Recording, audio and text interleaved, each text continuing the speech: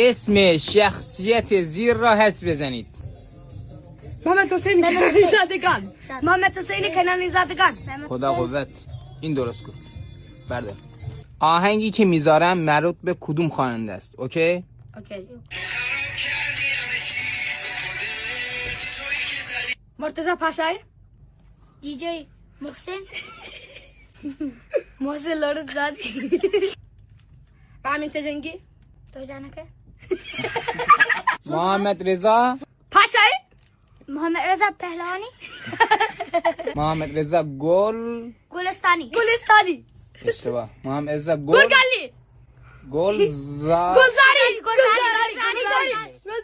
گلزاری. تعداد قهرمانی های پرسپولیس در آسیا. 16 تا در آسیا نداره. آفرین برداری. زوزنقه چند تا زل دارد؟ 6 تا 4 تا درسته. برداری. اختلاف تعداد قهرمانی های رئال و بارسا در لیگ قهرمانان اروپا. 10 تا ماشاءالله. برداری. چطوری حساب کردی؟ 15 منهای 10 میشه 5. ها؟ یه شغل نام ببرید با حرف واو. گاوداری. به به. ورزشکار. آفرین. ای برداری. بابا دیگه بولما.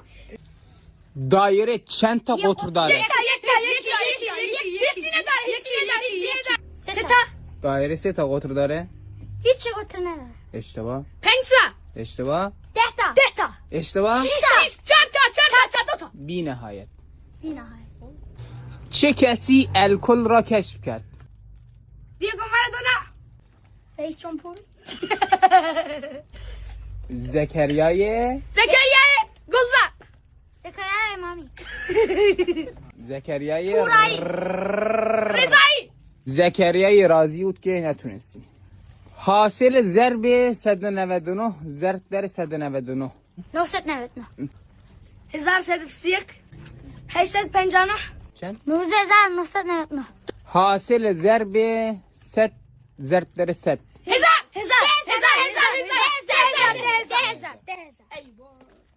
هر کسی بتونه قسطنطنیه رو بنویسه برنده این چالش میشه.